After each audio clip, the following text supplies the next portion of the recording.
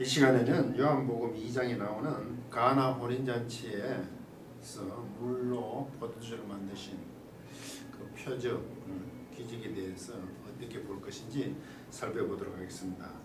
요한복음 2장 4절을 제가 써놨습니다.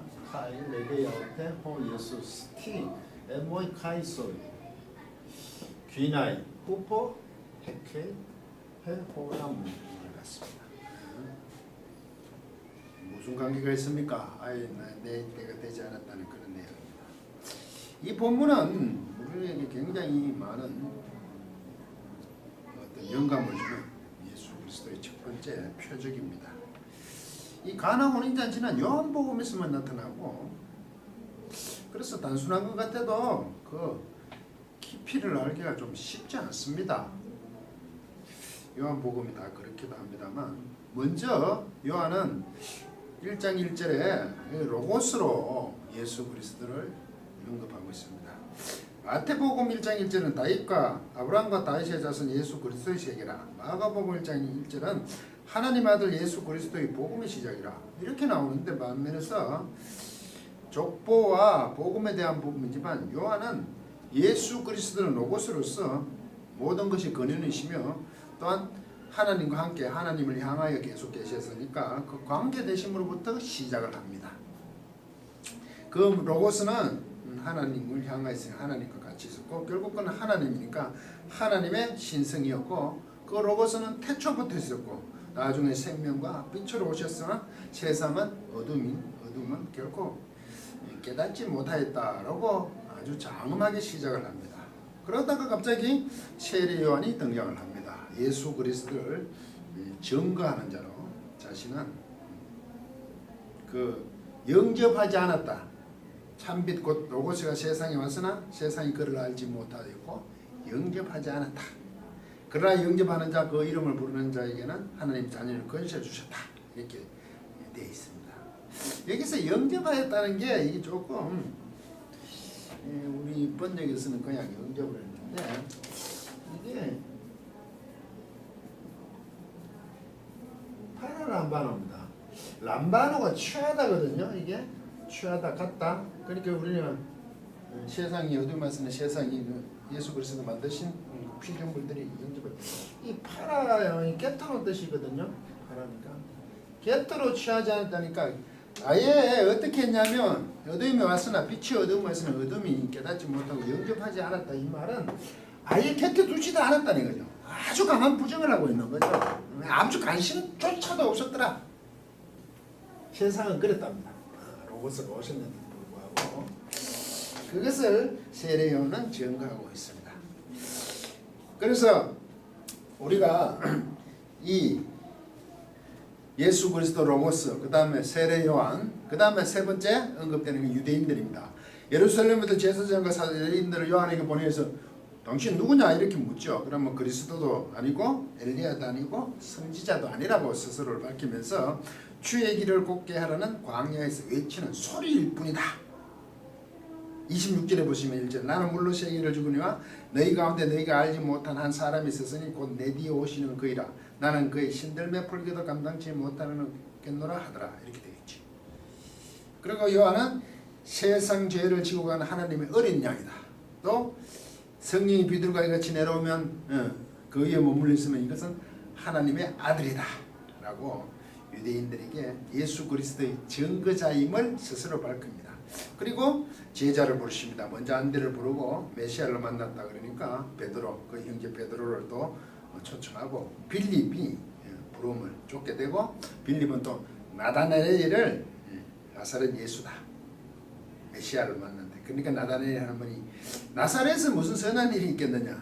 그래서 예수님께 나다나엘을 데려오니까 네가 무화과 나무에 있을 때 보았다고 하시니까 당신은 하나님의 아들이시오. 나다나엘 하여금 이스라엘의 왕 임금이다. 그런데 예수께서는 이보다 더 큰 일을 이제 보리라 이렇게 되어 있죠. 로고스 대신 경과하는 세례 요한, 유대인들의 반응, 그런데 제자들을 부르는 그 과정, 결국 영접하지 않은, 곁에 두지도 않으니까 하나님의 아들이다, 이스라엘의 임금이다, 이런 고백을 받아내는데 그 과정이 부정적이죠. 영접하지 않아요. 아예 곁에 두지도 않은 그런 모습으로 세상을 언급하고 있습니다. 이게 1장의 내용들입니다. 그리고 갑자기 2장에 이 가나 혼인잔치가 등장한단 말이죠. 예수님의 어머니도 거기 계셨고 예수님과 제자들이 초대를 받았습니다. 포도주가 부족하니까 예수님의 어머니께서는 이름을 말 안 하죠. 자꾸 예수님 그분의 어머니 이렇게 나와요. 그분을 향하여 이 얘기를 합니다. 포도주가 없다 라는 말입니다. 이때 이 내용 그리고 내게 그렇게 포도주가 없다고 예수님이 그분의 어머니라고 얘기를 하니까 내게 그분은 예수님입니다. 예수님께서 그녀에게 여자니까 말했죠. 예수님께서 그녀에게 말하셨네요. 어머니겠죠. 무엇이냐 이런 뜻입니다. 이게 무엇이라는 뜻입니다. 무엇 에모이 나에게 카이 그리고 수 이거 당신에게 엄마한테 어머니 귀나이 여자여 이래 됐죠. 이제 우리 여기 무엇입니까? 이게는 물음표입니다. 나에게 혹은 당신 나에게와 당신에게 무엇입니까? 이게 이제 앞으로 어떻게 해석이 될지 나와 무슨 상관이 있나이까 이렇게 됐죠. 여자여 나와 무슨 상관이냐 당신과 나에게 무엇이냐 이거지. 포도주가 떨어졌다니까 무엇이냐인데 무슨 상관이 있냐 관계없다는 걸로 보이죠. 그리고 한 말이 아직 뭐뭐 아니다 우니까 보죠. 에케 오지 않았어. 뭐가 해호라고 나의 그 시간이 내 시간 나의 그 시간 내 시간이 내 때라고 하죠. 내 때 아직 오지 않았어. 그러니까 이거 나하고 우리말로 번역이 되면 나와 무슨 상관이 있고 아직 내 때가 오지 않았으니까 나와 완전 무관하더라고. 지금 한글본에는 번역이 되어 있습니다. 그러면 평안상으로 이제 이렇게 되어 있는 것을 한번 추적을 해보겠습니다. 이렇게 우리말 번역대로 되어 있는 것을 조금 원문대로 찾아가면서 한번 살펴보도록 하겠습니다. 그럼 먼저 좀 뭐 할 수밖에 없는 게 여자여 그랬잖아요. 귀나 여자요. 호호 엄마 보고 여자라니 이렇게 되는 거예요. 어머니 보고. 이때 이 귀나이라는 게 여자야라고 했지만 이게 어떻게 어머니께 이렇게 할 수 있느냐. 우리는 이렇게 할 수 있지만 이 문제는 여자야 할 수밖에 없는 게 자꾸 그분의 어머니로만 나오거든요. 요한의 입장에서는 1장 1절부터 로고스 그분은 하나님이시라 그랬잖아요. 하나님을 향하여는 함께 계셨고 모든 게 그분에서 만들어졌다 그러잖아요. 지금 성자 하나님을 소개하는데 당신의 어머니라고 어머니 이렇게 할 수는 없잖아요. 요한의 입장에서 그럴싸한 입장에서 봐야죠. 신 하나님이시잖아요. 그러니까 여자여 그러죠. 결코 이것은 귀나이라 그랬고 경멸하는 표현이 아닙니다. 우리말은 뭐 부인 아주 높은 보통 여자분들에게 사용하지만 아주 경멸하는 그런 표현이 아닙니다. 십자가에 달렸을 때도 마지막에 여자여 그러죠. 요한에게만 쓰는 특별한 표현법을 봅니다. 요한에게 어머니를 부탁을 맡기잖아요. 그러면 이 여자여가 그렇게 경멸하는 뜻도 아니고 지금 요한은 로고스 예수 그리스도를 하나님으로 얘기하니까 당신의 예수 그리스도의 어머니를 쫓아도 여자를 해야지. 이게 어머님이라면 그러면 이거는 신의 어머님이 되시는 말이에요. 그래서 표현을 그렇게 하는 거죠. 지금 글을 쓰는 요한의 입장에서는 어떤 목적을 가지고 쓰는 거 아닙니까?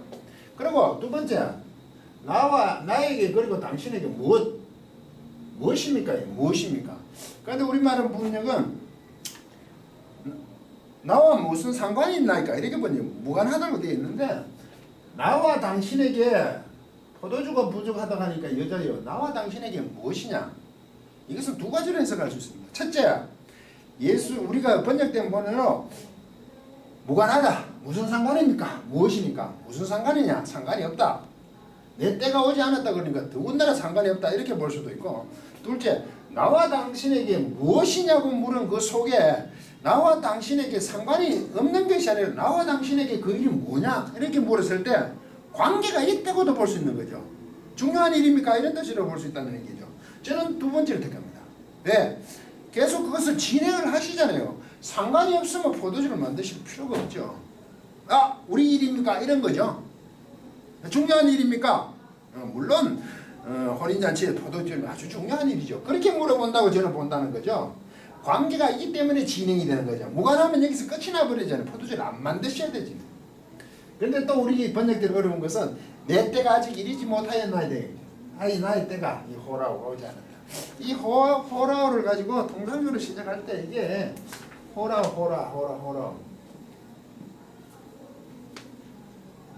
이 호라를 가지고 이 카이로스라는 게 있어요. 시간을 얘기할 때.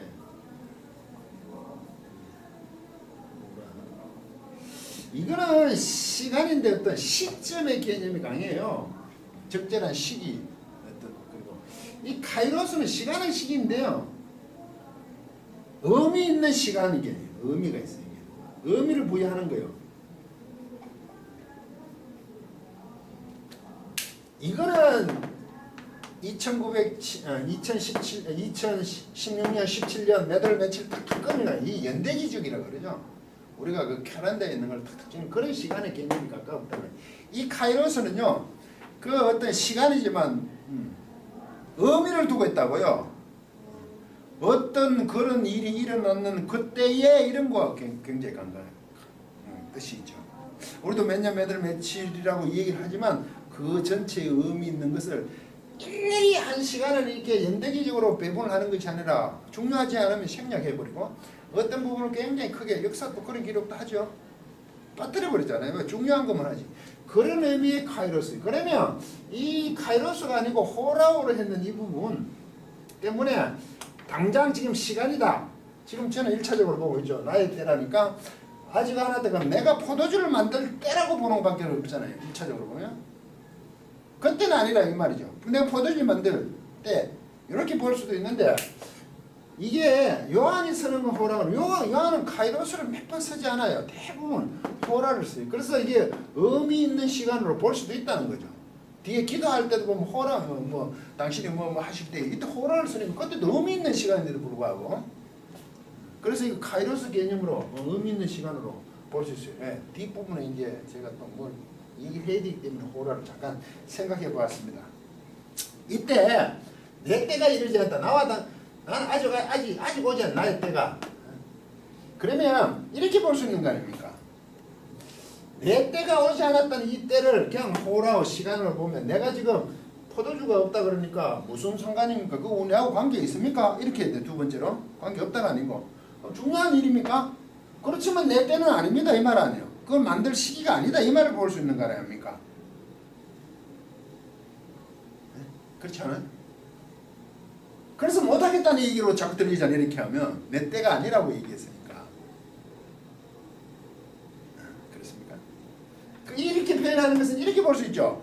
내 때가 아니라는 것은 우리가 중요한 것입니까? 두 번째로 제가 한다고 했죠. 무엇입니까를 무슨 상관이 있는가 무관하다는 관계 있는데 아직 내 때가 아니다고 얘기했을 때는 1차적으로 보면 예수 그리스도의 어머니께서는 포도주가 없으니까 떨어졌으니까 이거 포도주가 필요하다고 본 거 아닙니까? 그럼 아직까지 예수님께서는 우리하고 관계가 있는데 아직 내 때가 아니라는 것은 내 차례가 아니라는 의미에 가깝죠. 그것은 혼인잔치를 배설한 주인의 몫이잖아요. 1차적으로 모지려면 포도주가. 그 주인의 몫이지 아직 내가 낯설 차례는 아니지 않습니까? 이렇게 볼 수 있는 거 아닙니까? 때가 아니라는 게 1차적으로. 그렇죠. 내가 개입할 것이 아직 되지 않았습니다. 이렇게 1차적으로 호라. 그 시간 자체를 봐서 개입하지 없습니다. 이런 뜻을 보죠. 그런데도 불구하고 예수님의 어머니는 하인들이지만 시중들은 돕는 자들에게 너희에게 무슨 말씀을 하든지 그대로 하라고 하잖아요. 여기에 침묵이 있잖아요. 그대로 하라. 무슨 말 그대로 하라. 네? 예수 그리스도의 어머님이 수종되는 자들에게 그 잔치 일하는 사람이 그대로 무슨 말씀을 그대로 하라 그래요. 그러면 여기 사이에 침묵이 있는 거 아닙니까? 아니 내가 개입할 때 아니지 않습니까? 하고 그대로 하라 그러죠 말이야 어머님은. 그러면 이렇게 돼야 되죠. 내가 개입할 때가 아닙니다. 주인이 해야 될 거 그 모지랑 그분의 몫 아닙니까? 주인장의 몫입니다. 그러면 예수 그리스도 어머니는 이렇게 얘기죠. 그렇긴 한데 지금은 그 상황이 그러니까 예수님 보고 포도주가 떨어졌다. 어떻게 조치를 취해달라. 당신은 할 수 있다 이 말이죠. 지금 마리아 예수 그리스도 어머니도 로고스로 지금 인식한다고 요한은 기록을 하는 거죠. 침묵을 하는 이유잖아요. 그게. 어떤 설득이나 그런 걸 하지 않잖아. 여기서 침묵할 수밖에 없는 이유가 이게 이제 어려운 부분으로 가기 때문입니다. 이런 시간이 이게 중의적인 뜻을 가졌다. 내 때가 안 됐다. 아니라는 이 말 속에는 무언가 염두를 두었다는 것이 앞으로 살펴본데 당장은 내가 간섭할 것이 아니라고 보면 된다 이거죠. 그런데 예수 그리스도의 어머니는 그대로 무슨 말씀을 하시는지 그대로 하라고 되어 있잖아요. 침묵을 하냐. 그런데 이 침묵했는 걸 가지고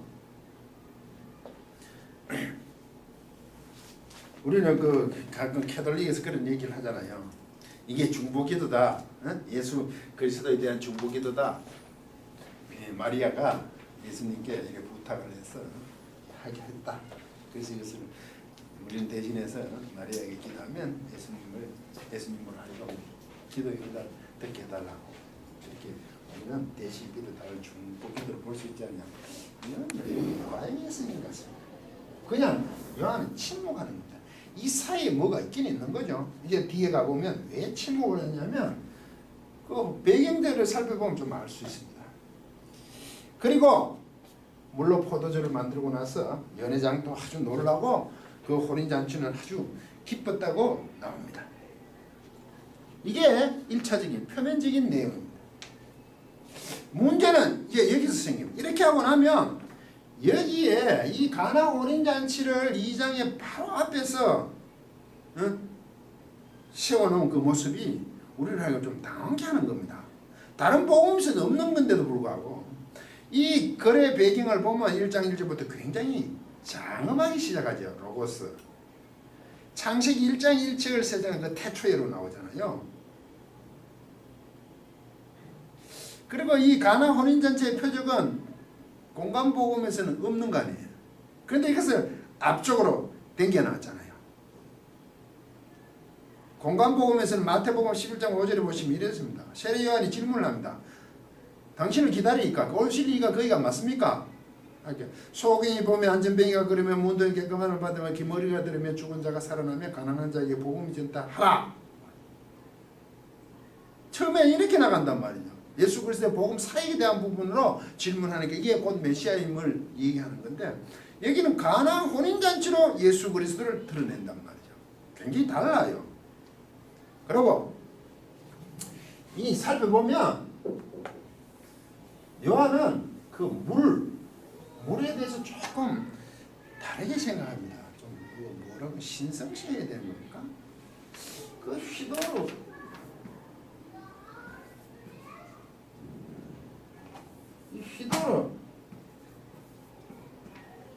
휘도는 물인데요. 이 물의 부분을 요한은 굉장히 민감하게 생각하는 것을 찾아볼 수 있습니다. 우리말로 보시면 물로 된 포도주로 번역됐죠. 물로 된 포도주. 우리는 포도주에 관심이 있잖아요. 그런데 원문을 번역하면 포도주로 된 그 물입니다. 포도주로 된 물이에요. 우리는 포도주를 자꾸 맛보았다. 연회장이 맛보았다 그런데 포도주가 된 거 물을 맛보았다고 되어 있고요. 그리고 그 하인들이 그 수종 드는 자들이 포도주를 떠온 것이 아니라 보십시오. 물 떠온 하인들은 안다고 되어 있잖아요. 다른 사람은 모르고. 물 떠온 하인들은 안되지 포도주를 떠온 하인들은 안다. 이렇게 물에 관심이 더 있다는 거예요. 우리의 생각과 좀 다르게 지금 표현을 한단 말이에요. 그러면 요한은 뭔가 물을 염두에 두고 있다는 것을 볼 수 있단 말이죠.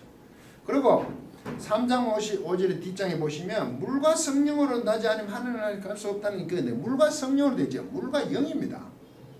그건 거듭난다라고 표현했는데 위로부터는 안 왔어요. 그럼 물과 성령이라고 보는 게 영이거든. 그럼 그때는 물 곧 영이에요. 그 하나님 편인 쪽이래. 물을 하나님처럼 지금 3장 5절에 또 표현해요. 우리는 그걸 자꾸 세례라고 자꾸 얘기를 하는데 전혀 관계가 없습니다. 그리고 3장 또 23절에 보면 에논에서 세례를 베푸는데 물이 많아서 베푼다고 유일하게 그런 설명을 물을 자꾸 얘기해요. 그리고 4장에 14절에 가시면 내가 주는 물을 먹는 자는 영원히 목마르지 않으니 나의 주는 물은 그 속에 생생하도록 솟아나는 샘물이 되리라. 이건 누구하고 얘기입니까? 사마리아 여인과의 얘기잖아요.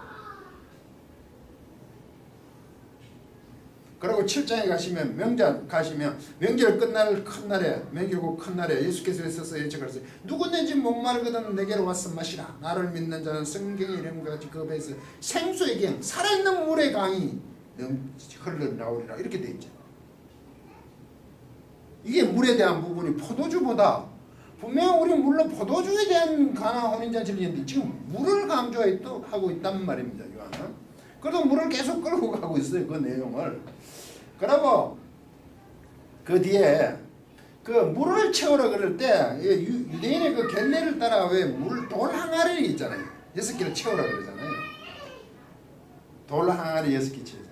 그 유대인들의 겟레의 항아리에 물을 채워서 포도주가 되게 해요. 그 왜 하필 기존에 있던 포도주의 어떤 저장고에 저장되어 있던 항아리나 거기에 포도주가 넘치게 하시지 않고 꼭 유대인들의 겟레에 따라 6개 돌 항아리를 언급하고 있다. 그리고 마지막에 보시면 2장 10 예수께서 이 처음 표적을 갈릴리 가나에서 행하여 그 영광을 나타내시며 제자들이 그를 믿는다. 이때 그분의 영광을 당신 스스로 중간 탭습니다. 당신 스스로 영광을 드러냈다는 거죠. 물로 포도주를 만드는 그 자체를 가지고 그렇게 영광을 나타냈다고 하기에는 물론 그렇게도 볼 수 있죠.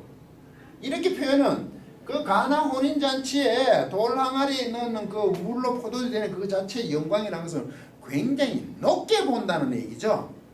그 물을 포도주가 아니고 물론 물로 포도주를 대서 제자들이 믿었다고 얘기하지만 지금 요한은 물에 더 관심이 있잖아요. 그것을 굉장히 그 상황을 영광을 당신 스스로 드러냈어요. 왜? 세상에 와도 영접지 않았어요. 그 하나님의 아버지 하나님의 그 예수 그리스도는 그 하나님으로부터 아들로서의 영광이잖아요. 그걸 스스로 드러내신다고 그걸 자기 스스로 자신 스스로 드러내게 하는 그런 설정을 가지고 지금 요한은 가나 혼인잔치에 물이 포도주로 되는 것을 지금 얘기하고 싶어요. 이 배경이 굉장히 남다르게 공간복음서와 너무 다르다는 겁니다. 왜 이렇게 제가 언급하냐 하면요. 그런 전하고 싶은 그 상황 속에서 봐야 되기 때문입니다. 같은 말이라도 그 상황이 따라 달라집니다. 우리는 이것을 문맥이라고 하죠. 창세기를 연상케 하는 태초의 그 로고스, 가나 혼인잔치에 있었던 그 부분에서의 물, 유대인들의 겟레를 따른 돌 항아리, 자신의 영광을 나타내는 이런 문제 속에 단순히 물이 포도주로 되었다는 1차적인 의미를 요한은 얘기하고 있지 않다는 것을 봐야 된다는 상황 속에서. 그래서 우리는 이 가나 혼인잔치 다른 복음서에 없는 것이 요한은 앞에다 딱 전진 배치했는 것 자체도 우리를 하여금 벌써 그게 우리를 하여금 긴장하게 하죠. 마태도 산상수훈을 5장에다가 앞에 배치를 했잖아요. 복이 있는 자는 심령이 가는 자는 복이 있나니 이렇게 나오잖아요.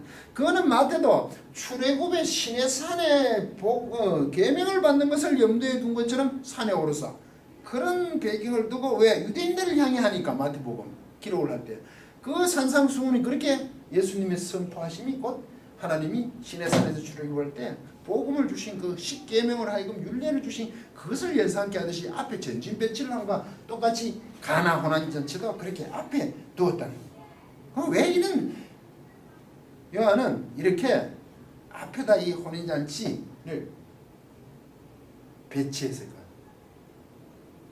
그래서 이런 것을 두고 중요하게 생각한 실제로 있는 그 일들 속에 내면에 그 곧 행간에 그 원래 뜻은 품을 그 안에 넣기 위해서 우리는 하는 방법을 중의법이라 그러죠. 같은 얘기를 하고 있는데 그 내용이 있는 거 아닙니까? 그럼 표면적으로 드러나는데 사실 그 밑에 내용은 굉장히 심한 게 많죠. 의미를 담는 거죠. 좀 이런 얘기하면 좀 그거지만 이런 말을 하잖아요. 산은 산이고 물은 물이로되. 너무나 쉽죠? 산은 산이고 물은 물이죠. 그건 누가 모릅니까? 유치원생도 알죠. 그런데 그 내용은 이제 들어가면 자꾸 심오해집니다. 변질될 수 없는 거죠. 아무리 해도 어떻게 되지 않는다는 게 1차적인 뜻이고 그 상황 속에서 뭐든 얘기에 대해서 그런 표현을 하잖아요. 이렇게 속에도 단순히 상과 물만을 얘기하는 거 아니죠. 그 안에 뜻을 내포하고 있죠.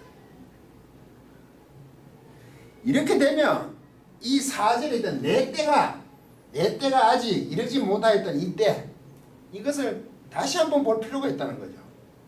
로고스신 예수 그리스도 내 때라는 것은 1차적으로는 포도주가 떨어지는 가나 혼인잔치의 그 때지만 침묵을 하고 돌 항아리와 여러 가지 영광을 드러내심을 보았을 때 유대인들에 있었던 지금까지 주어져 왔던 그것은 그들의 율법을 타파하고 새로운 질서를 세우는 거죠. 그 내 때라는 것은 십자가로 성취되는 기쁨의 모든 것들을 그 행간에 숨기고 싶은 표현이라는 거죠. 확대 해석할 수 있다는 거죠. 그 배경이 너무 장엄하니까. 그러니까 어머니와 내 때가 이르지 않았다고 어머니는 그 하인들 시중되는 사람들에게 무슨 말씀하실지 그대로 하라는 그 속에 침묵을 해버려요. 그 설명을 하면 이상해져요. 왜? 1차적인 뜻밖에 되지 않기 때문에. 그런데 그것을 단절을 둠으로 인해서 뒤에 더 많은 것을 얘기하고 싶어서 요한은 다른 복음서와 다르게 어쩌면 무리할 정도로 전진배치를 해서 가나 혼인잔치로 말미암아 하나님 예수 그리스도의 스스로 자신의 영광을 나타내게 하는 로고스시다. 그리고 앞으로 다노이 그 혼인잔치와 버금가는 그 일들이 종말에 있어서 혼인잔치까지 확대해 볼 수 있는 것으로 글을 쓰고 있단 말이에요. 단순히 그때의 혼인잔치가 아니라는 거죠. 그래서 요한복음이 어렵습니다. 제가 늘 그러잖아요. 요한복음이 가장 어렵다. 그런데 우리는 요한복음을 자꾸 영어 공부를 하고 원어를 배우고 나면 원전 독해를 할 때 요한복음을 합니다. 그 이유는 단어가 단순하고 문장 구조가 단순해서 할 뿐입니다. 심플하다는 거죠. 그런데 그 단순한 것을 가지고 해석을 하고 나도 그 뜻을 찾기가 쉽지가 않은 부분이 상당히 많다는 거죠. 결코 내용이 쉬워서 그렇게 하지 않는단 말이죠. 요한복음 읽어보십시오. 표현이 굉장히 단순합니다. 그런데 읽고 나면 이해하기가 힘든 부분이 참 많다는 것을 이해합니다. 저는 가나 혼인잔치가 앞으로 있을 혼인잔치와 함께 중의적으로 이 뜻을 표현하고자 한 그 요한의 내용의 행간을 지금까지는 살펴보았습니다. 이게 앞으로 이 많은 것이 연구가 되어지면 이 부분에 대해서도 풍성한 것을 우리가 누릴 수 있지 않겠습니까? 그래서 더 많은 연구가 있어서 우리 모든 성도들이 풍성함을 누렸으면 합니다. 강의를 마치겠습니다.